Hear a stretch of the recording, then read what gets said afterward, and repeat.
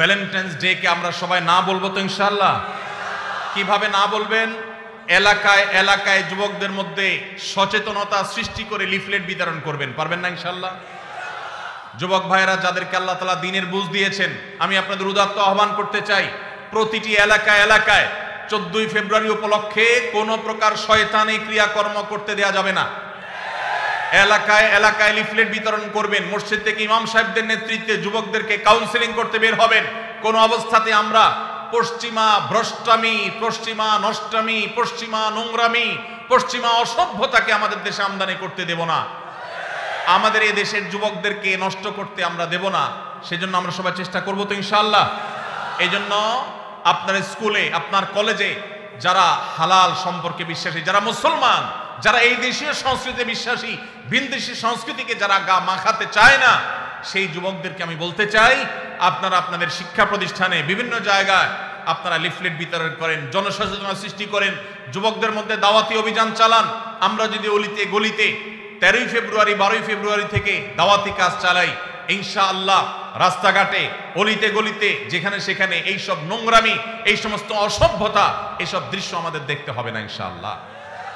আর যদি মনে করেন যে না আমি নিজে বাঁচলাম, আমার আর দেখার দরকার নাই, তো আপনার সন্তান, আপনার ভবিষ্যৎ বংশধর, তাদেরকে আপনি জাহান্নামে রেখে যাচ্ছেন, মনে রাখবেন। তাদের জন্য ভালো পরিবেশ দরকার আছে না নেই?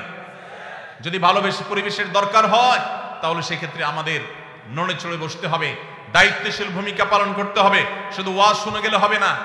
আমি আইন হাতে তুলে নিতে বলছি না, খবরদার কেউ আইন হাতে তুলে নেবেন না, কিন্তু এলাকায় এলাকায় এই নষ্টামি যারা করে তাদেরকে আগে থেকে দাওয়াত দিবেন, অন্যায় কাজ থেকে, অসৎ কাজ থেকে বাধা প্রদান করবেন। কারা কারা রাজি আছেন হাত তোলেন দেখি। আল্লাহ আমাদের সবাইকে এই নষ্টামি বন্ধ করার তৌফিক দান করুন। আপনারা সবাই জানেন আমাদের দেশে এক শ্রেণীর ব্যবসায়ী আছে যারা বিদেশ থেকে এদেশে ব্যবসা করবার জন্য এসেছে। এই বিদেশ থেকে ব্যবসা করতে আসা কোম্পানিগুলোর মধ্যে থেকে আপনারা দেখেন ক্লোজ আপ একটা ব্র্যান্ড আছে না? এই ক্লোজ আপ ইউনিলিভারের এই ব্র্যান্ড, তারা আমাদের দেশে এই নষ্টামিকে সবচেয়ে বেশি প্রতিষ্ঠা করবার জন্য টাকা পয়সা খরচ করে। প্রতি বছর দেখবেন তারা ক্লোজ আপ কাছে আসার গল্পের কথা শোনাতে বলে। এই কাছে আসার গল্প বলতে কোন সন্তান পড়ালেখা থেকে দূরে সরে গেছে, সে আবার সুপথে আসছে, পড়ালেখার পথে ফিরে আসছে, সেই যুবকের গল্প তারা শুনতে চায় না। কোন যুবক বাবা মার সাথে রাগারাগি করে বাসা থেকে বের হয়ে চলে গেছে, সে আবার বাবা মার কাছে আসছে, সেই সচ্চরিত্রবান যুবকের গল্প তারা শুনতে চায় না।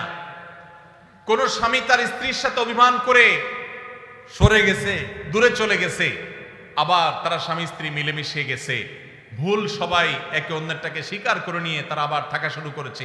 এই যে কাছে এসেছে, একটা সংসার ভাঙার পর আবার জোড়া লেগেছে, এই কাছে আসার গল্প তারা বলে না। তারা কোন কাছে আসার গল্পের কথা বলতে চায়? তারা বলতে চায় আমাদের যুবকরা হারামের কাছে, জাহান্নামের কাছে, অবৈধ রিলেশনের কাছে যাওয়ার গল্প যেন শোনায় সেজন্য। তাহলে এরা কি আমাদের বন্ধু না শত্রু?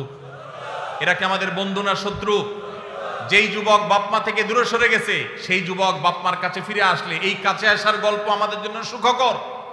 যেই যুবক পড়ালেখা ছেড়ে নষ্ট পথে চলে গেছে, সে সেই পথ থেকে ফিরে এসেছে, এটা আমাদের জন্য সুখকর।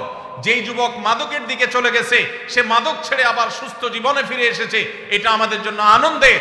যেই স্বামী স্ত্রীকে রেখে চলে গেছে, যেই স্ত্রী স্বামীকে রেখে অভিমান করে চলে গেছে, সে আবার ফিরে এসেছে, এই কাছে আসার গল্প আমাদের জন্য সুখকর।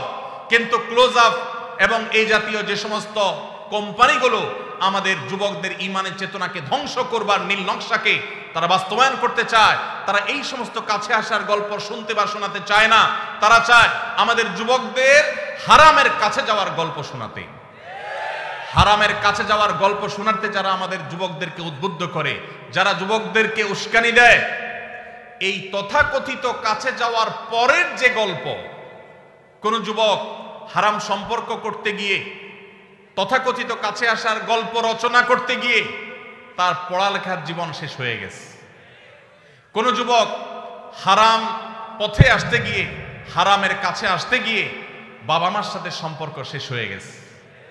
কোন মানুষ হারাম সম্পর্ক করে হারামের অবৈধ সম্পর্কের কাছাকাছি যেতে গিয়ে তার বৈধ স্ত্রীর সাথে তার ডিভোর্স হয়ে গেছে। এই তথাকথিত কাছে আসার গল্পের পরের যে ঘটনাগুলো, সেগুলো আর তারা আপনাকে বলতে বলবেন। আপনাকে বলবেন, যুবক কিভাবে তুমি কাছে এসেছো হারামের, সেই গল্প শোনাও। সেগুলো দিয়ে তারা ভ্যালেন্টাইন্স ডে, অর্থাৎ খ্রিস্টানদের সাধু ভ্যালেন্টাইন্স ডে, যেটাকে না জেনে না বুঝে মুসলিম যুবকেরা তথাকথিত ভালোবাসা দিবস মনে করে যেটাকে উদযাপন করে খ্রিস্টানদের কাজ করছে, সেই দিবস উপলক্ষে তারা সে সমস্ত গল্পকে নাটক আকারে টেলিভিশন উপস্থাপন করে মুসলিম নামধারী ন্যূনতম আত্মসম্মান বোধ থেকে সম্পূর্ণরূপে মুক্ত, যাদের মধ্যে কোনো আত্মমর্যাদা নাই মুসলমান হিসাবে, এরকম নামধারী মুসলমানেরা সেই সমস্ত তথাকথিত ভালোবাসার নাটককে তারা উদযাপন করে, সেগুলোকে তারা উপভোগ করে, সেগুলো দেখে তারা মজা নেয়। এটা ঈমানের সাথে যায় না। আপনি ঈমানদার হলে আপনার ঈমান হরণকারী এই আয়োজনকে আপনি কখনো অ্যাপ্রিসিয়েট করতে পারেন না। এই বিদেশিরা আমাদের দেশ থেকে প্রত্যেকটা ঘরে ঘরে এদের পেস্ট, এদের সাবান, এদের আইটেমগুলো বিক্রি করে আমাদের ঘর থেকে তারা চাঁদা তুলে তারা বিদেশে নিয়ে যাচ্ছে। আবার আমাদেরই টাকা আমাদের কাছে বিক্রি করে যে টাকা তারা ইনকাম করে, সেটা দিয়ে আমাদের সমাজে তারা বিষ, এটা তারা 14 দিকে ছড়িয়ে দিচ্ছে। অতএব এদের বিরুদ্ধে আমাদের দাঁড়াতে হবে কি হবে না? এরা যদি এই সমস্ত শয়তানি কর্মকাণ্ড না ছাড়ে, আল্লাহর জন্য এদের এই আইটেমগুলো আমরা বর্জন করতে পারবো তো ইনশাআল্লাহ? ইহুদিদের এই সমস্ত পণ্য আমার মুসলিম ভাইয়ের উপরে বোমা হয়ে ফিলিস্তিনে পড়ছে, আমার গাজাকে শেষ করে দেওয়া হয়েছে, আমার এলাকাতে এসে এই বাংলাদেশে তারা বোমা মারতে পারছে না, কিন্তু আমাদের যুবকদের চরিত্রের উপরে তারা বোমা মারছে। অতএব এদের পণ্য কেনা থেকে আমরা বিরত থাকবো তো ইনশাআল্লাহ। এদের পণ্য দোকানদার ভাইরা যেন না রাখে, সেজন্য তাদেরকে আমরা দাওয়াত দেব, ঠিক আছে না ইনশাআল্লাহ? দোকানে দোকানে দিয়ে ভাইদের হাত পা ধরবো, আমার দেশি পণ্য মান একটু খারাপ হোক, দাম একটু বেশি হোক, তারপরে সেটা বিক্রি করবা। আমরা এই সমস্ত বিদেশি জিনিস কিনবো না, বিক্রি করব না, চেষ্টা করা যাবে না ইনশাআল্লাহ? আমরা দোকানে দোকানে দাওয়াতি কাজ করবো তো ইনশাআল্লাহ?